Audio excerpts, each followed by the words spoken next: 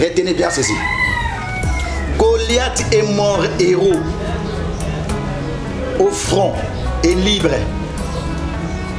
Mais les Philistins sont restés esclaves pour des années.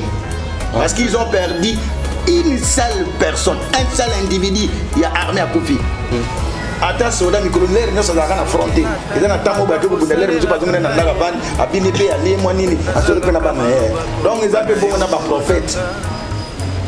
Les prophètes, ils sont sur le côté de la mentalité à ma baie. Pour battre à tout moment, télémi. Nous sommes déjà prophécité. Oui, il y a propre chef na yemoko nzamba tinda qui était. Donc ils ont ancien alliance. Donc pendant que la pima kamwana ils allaient ba prophète baro bananenge na bango. Mais pasteur, déjà sur une c'est la Deutéronome 18:22 la souka kaningo le biona mais la souka nango balobi ne le craignez pas prophète. Tu ne peux pas te soumettre. Ça c'est vraiment de n'importe quoi. Et ça raccordement frauduleux. Et dans la fiancée Adam a devoir à se soumettre à la fiancée. Ne le pas fiancé, on balle.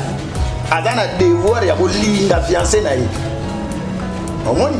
Donc, les amis qui ont la fiançailles.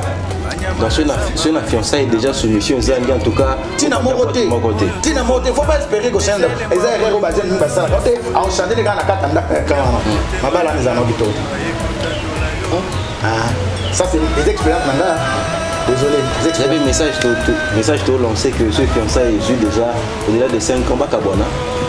Bon, en tout cas, moi je ne peux pas dire Bakabwana ou pas. Donc on ne va pas juger, mais je dis que ça dangereux. Entre temps, on lui fait que ça m'a maintenant, à supposer qu'un prophète a petit message mon boyé, a petit mon lélo, mais accomplissement dans le dans 20 ans, pendant tous ces temps, vous ne trouvez pas que les gens sont un tout petit peu sceptiques?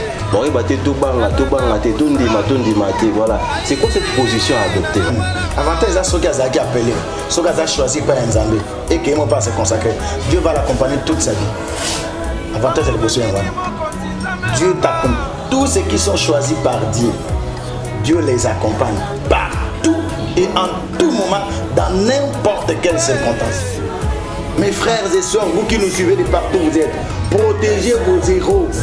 Natana bino soka kufina mutomu na bere na ba mapina inga zalaka mutabakwiti mutawoye azakarni désordre azandumba soka kufi ko comprendre que kindumba ni mutado protéger bino tenir aux charges générales 100% non so ça le vous êtes le comme tasuika mutabala pas normal OK avec ko sala yango lokola mobali nyo so tunde na poto papa comme un gentleman mais au niveau de nous c'est kulusu na yote les parents peuvent c'est normal chez moi on a bien dans sous votre responsabilité donc vous êtes vous menisaye ngambo abana ko mengambo ya mwana na bino abali na nte boze la soka bali na vie comme la responsabilité mais tant que nana pesi d'autres était à vie moi nana ta canon na responsabilité na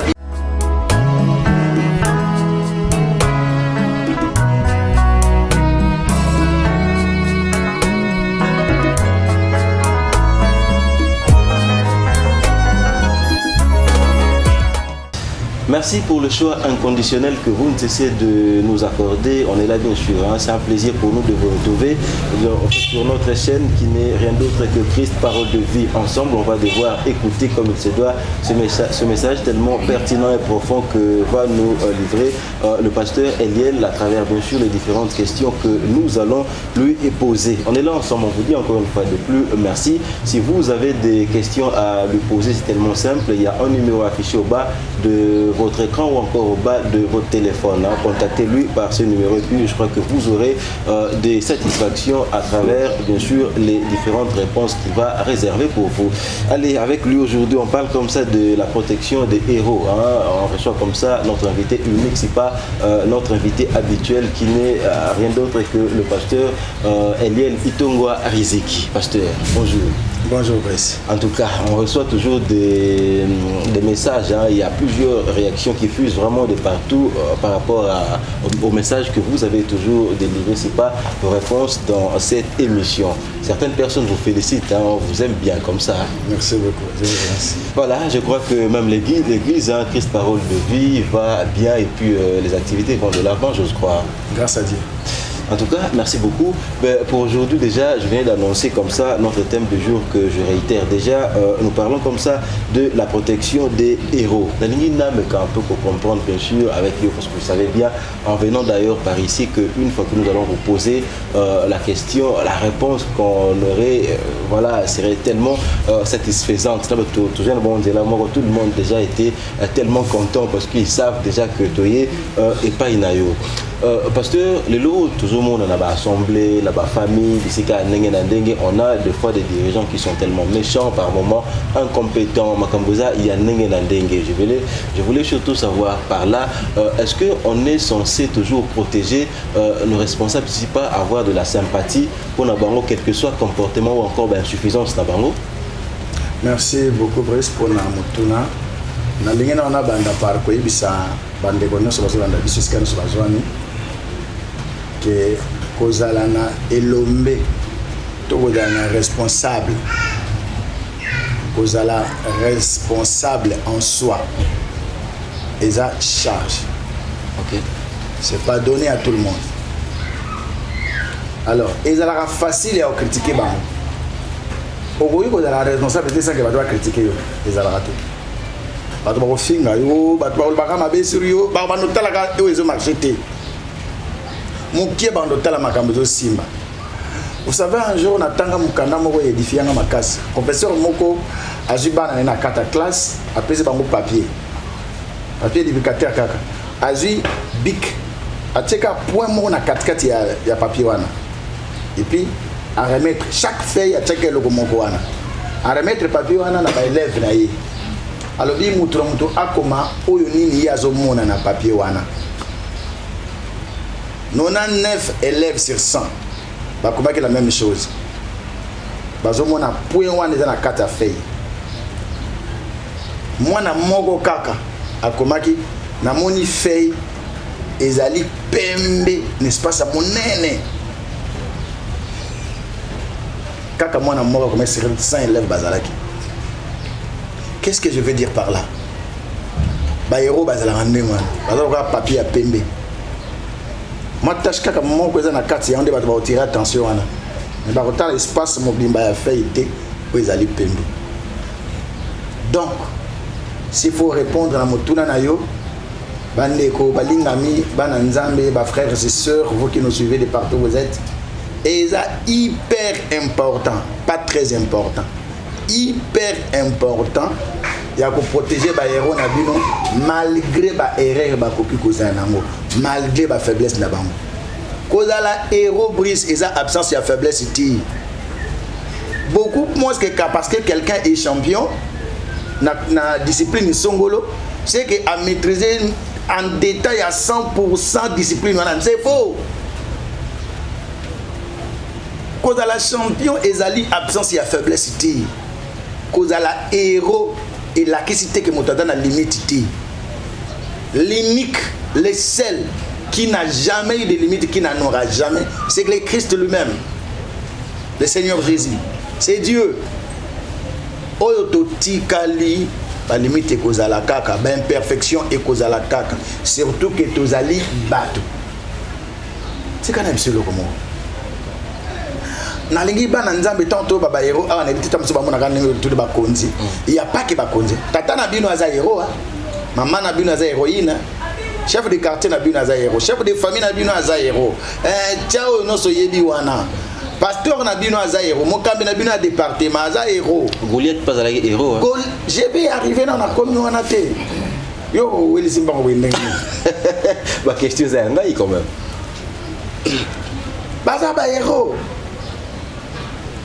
Là, ok, rapidement, on a quelques dossiers dans le rôle de Makamba Goliath. 2 Samuel chapitre 1er, verset 19, qui t'en a assez. Au côté de mon bimba bandego, awa faut attendre. Goliath a incarné à lui seul toute l'armée à la Philistin. À lui seul. Mais il n'était pas l'unique soldat. L'armée était composée de plusieurs soldats. Mais lui, Goliath, il incarnait toute l'armée. mukolo oyo Israël na ndenge Bible zo betre biso solo na bakutani bitumba wana entre ba Philistins na ba Juda to ba Juif basenga ki babimisa mutu moko oyo ya makasi ya bango bazaka na ye ba Philistins babimisi Goliath. Israël a qui 40 jours parce que tout le monde avait peur de ces géants là. 3 mètres il y a longueur. Il lamba de là tes os peser le la soba là tu on quand il aura simé dans ma bouche et l'équipe déjà pour dans gagner autres. Vous comprenez, c'était pas n'importe qui Goliath. Il incarnait et représentait toute la force. Il y a armée à la Philistins. Mais ils ont commis une bêtise, une erreur. Bazongi Sima, parce qui est celle de Bosso. Parce que les protections me souhaitent parce qu'il est trop sûr. Tango David, oya bimina kaya Israël, aye ko bundisa Goliath. Ba Philistins bazaki déjà sûr de la victoire na bango. Oyo quand même yemo Goliath azoloba. Mais ce qui est un passage on a tout coupé ça yo wana après la mort de Goliath. Tangu Saoul a koufi na chapitre nango 1 il y a un Samuel on a tout ça bino. David a zolela. Pourquoi les héros sont-ils tombés? Dans verset 19. Asala a organisé Day. Alors que Saoul était la personne dont la prophétie disait déjà qu'il était rejeté par Dieu. Et que David était la personne dont la prophétie disait aussi qu'il devait remplacer et pas Saoul. Il devait être fier et content. Enfin,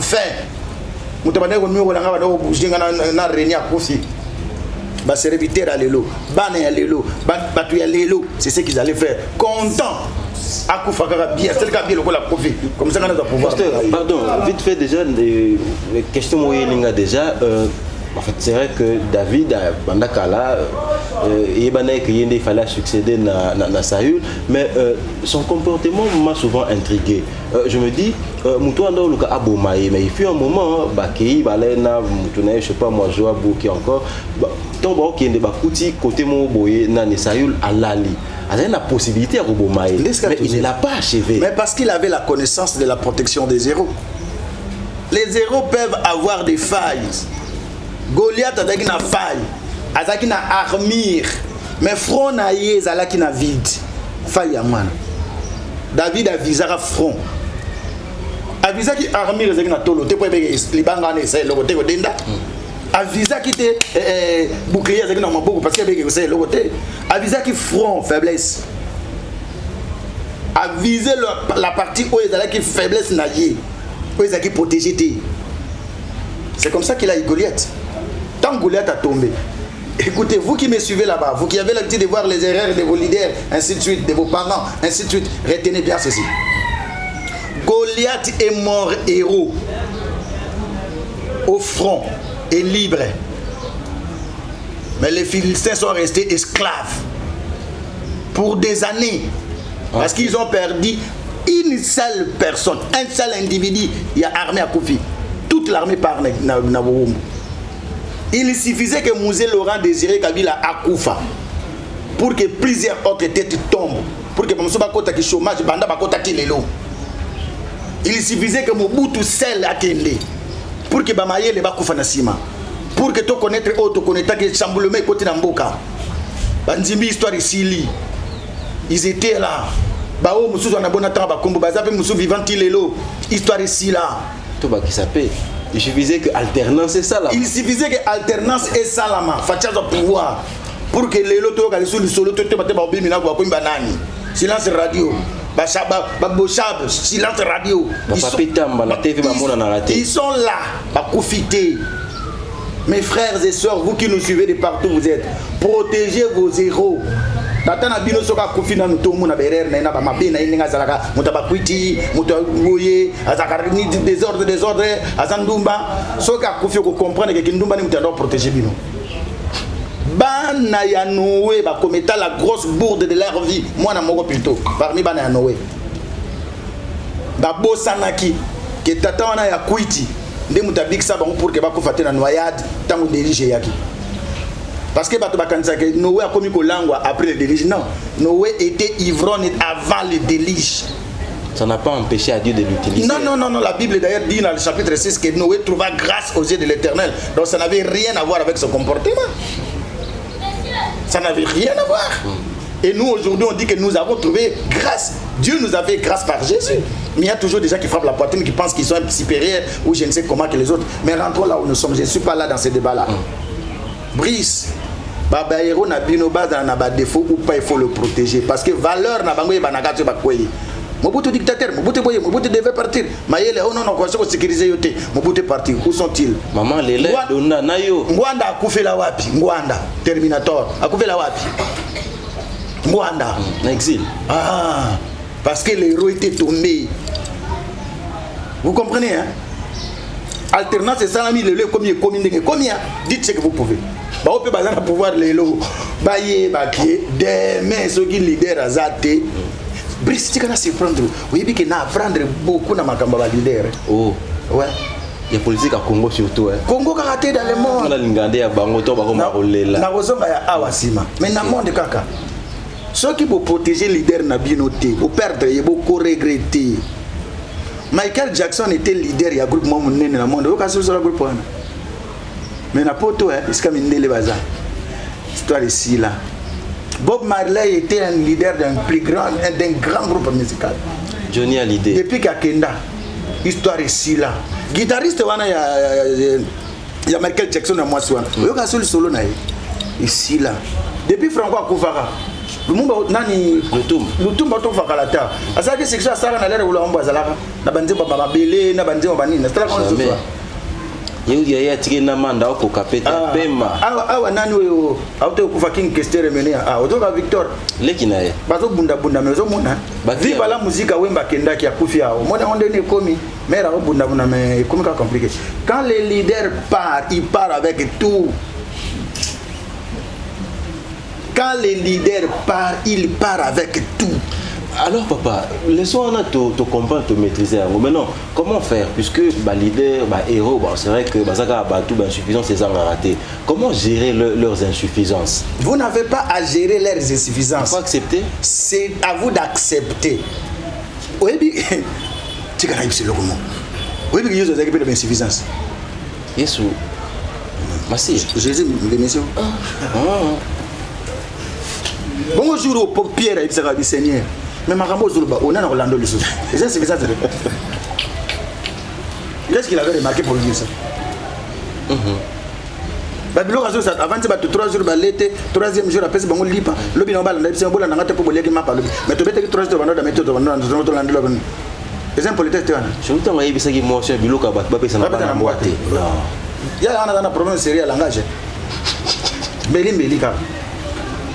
Mais eux comprennent que les 12 là, tant que vous les qui les 12 là, parce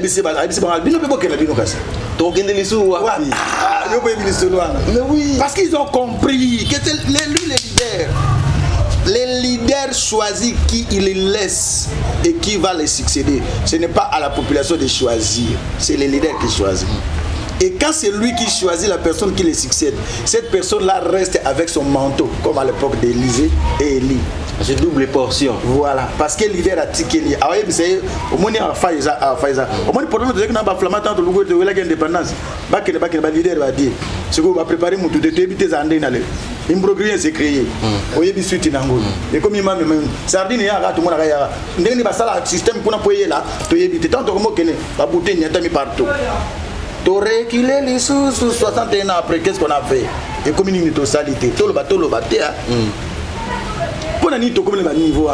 mais c'est parce que les leaders nous les avons chassés. La faille, on te chasse. On ne regarde pas les bons côtés que tu as. Nos ancêtres étaient intelligents. Ils n'ont pas fait l'école. Ils ont été sages et intelligents. Il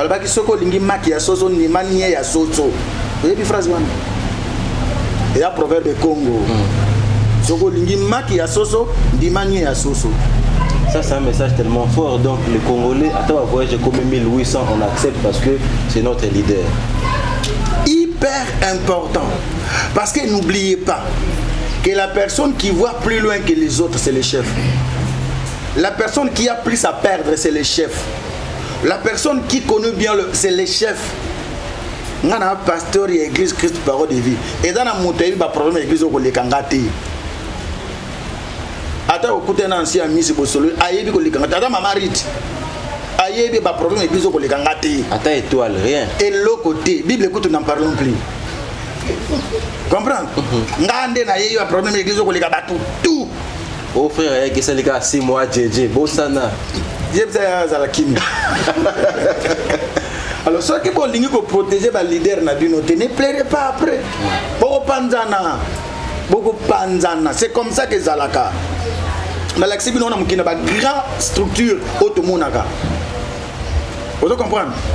Ma grande structure ya monde to yebi o ezaba sécurité au tal monde peke oui exala depuis que leader a koya kia. C'est pourquoi na linga phrase mo bonde mo aloba awa batuni mo ko muso na TV c'est Félix Oyazo ka batuni question balobi mais musicien na ki ngande akei est-ce que zo mona teke groupe ko na vitalité na papa na bise nga ke bigi bando yibanga ka cerveau na ngande banotika. C'est bien qu'il y a un problème de culture pays et qu'on coupe à Mokolonga na okufa. Exactement. Malgré dites ce que vous voulez, exactement. Tenga lo badeza mais koya bien que yemozaka. Mais ezaka. Mais attention. Nzete ata esali 100 ans na se amaye koma ngando te. Ngando pe ataza ya kokufa koma nzete te. Justement, netika bloka ya monde entier bien. Un leader reste un leader, Brice Moutako Sabinote. Cause la leader est allé chèque en blanc ou imperfection que vous allez et cause à la caca. Je te donne un petit témoignage, quelques témoignages rapidement pendant quelques. Parce que là, on est vraiment en train de chuter. Bandeko, naebi couple moko boye. Maman wana zaka na mobile na eto zaka na ba pembeni. Maman na zaka na mobile mobile akenda mboka. Awasala 3 mois kuna ayeki sasa cerca une semaine 2 semaines akesu mboka. Maman na zo sala misana banga banda oteka za commerçante ateka quelque part na wenze mwa munene na mboka oyo. Papa Brice. Maman na soka bando finga papa wana ozomona bene papa na za inutile. Mwana na maman na za kina mituka misatu. Ndako ivanda. Bavanda ka bangi maman na mtaleza kanda yemtafuta ka bana classe yemtasta ka nyonso. Papa wana un gigolo comme ça qu'on les traitait pendant qu'il était en vie. Papa wana yeko bela kufi. Tant papa wana kufi, maman na zolela ngana zala ne bendwana. Ata so badosa le côté fallait ka zala kaka wana to mona katayo. Oh. Bon badosa le côté parce que ata mona n'était pas un problème yom to sala ka nyonso. Après kaka 2 mois, 3e mois garantie na bango ya ndako Cécile. Faut ba longwa. Ba panzani. Maman te kaka. To yeko découvrir que ba 3 mois papa bandako ça na mboka bandako ça de biloko oyo maman bandako teka. Donc fournisseur ya biloko nyonso tout oyo maman teka ka bandako de mbonga do matela tata wana ki. Na otoko tanga histoire moko mikolo to likakala te. Village moko boye ville moko. Bazaki na boulangerie moko ya munene. Boulangerie wana esala mapa bakabaka 50% de production na bango na ba pauvre. 50% par Oteka, 50% au Kaba. Il y avait aussi un homme riche, très riche dans cette ville. À Kabarate, sur la rame, tout à fait, ça m'a tombé tête. Tout le monde souhaitait sa mort. Tout le monde critiquait cet homme et louait les boulangers. Quelque temps après, il s'est dit que Tata a béni à Kofi Moutambongo, à Kofi. Batu va se péler à Kofi, à Kende Kaka, il m'a dépelé Kaka, Kende Kaka, vraiment Kende Kaka. Accueilli à Kofi Bakundi. Quelques semaines seulement après, boulangerie comme la difficulté à fonctionner. Bantou, va ici boulanger. Batou ni mais tout comprendre le comme les lanzales, ma casse côté ma casse n'amboka. Qu'est-ce qui se passe? Ma personne va sauter. Tous 500 bons difficultés dans la moto, tous 500 bons pour plus à la vie. À table 500 bons à la bine coca. Et coca ten nini. Bisonne se tous 500 bons pour talamboka n'enza les côtes. Elle se va le money boulangerie. Oh. Moni tipo na daya yende kolo boulangerie alinga kata mutu moko tayiba ke boulangerie za la kaya ye mutayibi saka ngake 50% ya mapa kabaka ngofele ponzala na passe l'équipe na mboka na biso 50% ka teka abando ya chaque jour na butu ton batuna so balali ba 1h 0h ayi kubakisira ngambongo ko ezangi na ba dépenses na salaki comme ça pour tout souffrir est-ce que bino boko citoyen na ba dépenses wana te tant batu ba découvrir ngo trop tard asa kufa moyeba la musaye au moins le comportement va congolais. C'est pourquoi à chaque fois que quelqu'un tombe Après, celui qui remplace, on commence à dire ah, il écoute, voilà zonga kaka. Mentalité, il y a Batouana ville ouana. Je connais une femme, il y a pasteur, je chute par là. Moi, ça pasteur, on a trop de pantine. Tu as vraiment trop attaché. Alors, à chaque fois, avant ça, la place, moi, bien de la place, mon père n'a jamais débrayé, car débrayadisme, il y a Congolais. On s'appelle Balibani. À chaque fois, maman n'a pas se plaindre de Panangai, mon père n'a pas de team, t'as foutu la banane classe, t'as foutu la banane, t'as foutu la banane, 3 chambres, salon, au minimum, je vais pas te dire non. Bref, parce que je ne vais pas continuer bien. Mais maman se plaindre que papa, ça, quel est le team, t'as ça la gagnon. Papa est obéi là à Koufi. Tant que papa a Koufi, quand on dit l'histoire précédente, 3 mois après, on a 3 chambres de salon, on va foutre dans le sujet, t'es ballongoué. Mais maman a ça la caca, place à ça la caca, juste au poste à coller, quand on a les bossos. Ballongoué kakate, la condition à coller comme il passe. À tika la coller les langues à la tête, à comme il me dit que bien 50 ans dans la difficulté, ma casse, on a tant à fisque. Maman, moi je comprends plus rien. Mais tant que tata wanazala que tu me disais que toi tu faisais les tout non, yo pour ça la carte. Et en plus vous avez la place pendant ça, aux yeux de poste supérieur. Mais qu'est-ce qui fait qu'après sa mort, j'ai comme l'impression que précarité mon côté. Ah, pasteur, Azala qui est vraiment important, c'est ça la réponse. Bandeko, protégez vos leaders, battez-vous à leur côté, soutenez-les, parce que eux on dira qu'à on débat. Généralement, grâce à vos dirigeants bateau, nous plairons dans le silence. Nous avons notre épaule pour que tout le monde vienne plairer. Mais quand il nous arrive le moment de plairer, nous n'avons personne. Personne n'est à son épaule. Parce qu'on s'y pose et on croit que tout ça est extraterrestre. Nous sommes des humains. Nous avons aussi des problèmes. Et il nous arrive. Mais on n'a personne. Pourquoi? Parce que bateau les leaders, ils viennent pour prendre. Ils attendent les leaders. Mais n'apporte pas au leader. Bande ko pré pour sa manière à gozaler là pour protéger les héros na bino. Bano bozala ba papa na baza vivant. Demandez à ceux qui ont perdu leur père, ils vous diront comment ils souffrent. Moi j'ai perdu mon père, j'avais 19 ans. Et aujourd'hui na âge na tata ya bana 6. Je regrette toujours le départ de mon père. Je regrette jusqu'à aujourd'hui. Bino ba bozala ba boti protéger-les. Vous avez des leaders, vous avez des pasteurs. Prenez soin de vos pasteurs. J'avais un maître Jean-Marie, il était très brutal et très compliqué. Je l'ai fini par là. Ouais. Un homme très compliqué. Mais il m'a appris l'art de bien parler, de bien prêcher. Cet homme-là ne m'a pas offert de l'argent. Il est mort, ça fait des années. J'étais encore en train d'étudier tant à profit. Mais aujourd'hui, dans la réguétation, il est vivant. Mais je ne peux plus les ramener. On sent vraiment le travail qu'il a fait. Hey, je ne peux plus. Tant que Bazan a bon mot, on les néglige souvent. Mais c'est quand ils partent. Moussa Zalaki a Mobutu, Bando Kenda, Losona, et Maman Namboko. Mais quand Moussa est parti, on a compris que le service national s'arrêtait. On a compris que le projet à Koïdo avec réserve il y a 5 ans, le cabinet s'arrêtait. On a compris qu'il y a $1, tu as 3 ans pour pouvoir nager. À $1, on a compris dans ce pays qu'il payait $100 dans fonds propres à Congolais. On a compris, mais il est déjà parti. Voilà. On a aussi compris que le UDP, ça commence au calendrier là pour les cater, donc c'est tellement compliqué. Voilà, je pense à vous tous qui étaient là en train de nous suivre. Je profite comme ça pour lancer également un message. Balobi, il faut savoir protéger vos leaders. Là, je lance un message particulier. Je ne suis pas de cette commune, mais je pense comme ça à une commune que je n'ai jamais compris, les habitants de Kimbanteke.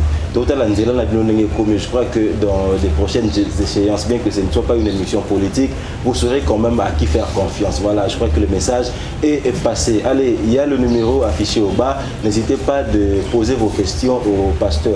Pasteur Adiel va vous répondre à travers ce numéro qui est affiché au bas de votre téléphone ou encore de votre petit écran. Et nous pensons également à vous tous qui étaient là en train de nous suivre. Et surtout, n'hésitez pas de pouvoir vous abonner. S'abonner vraiment toujours dans la chaîne Oizabongo Christ Parole de Vie. On vous dit merci pour votre attention et puis on va se retrouver, je crois, très prochainement dans des prochains numéros que nous allons tourner. Portez-vous bien chez vous.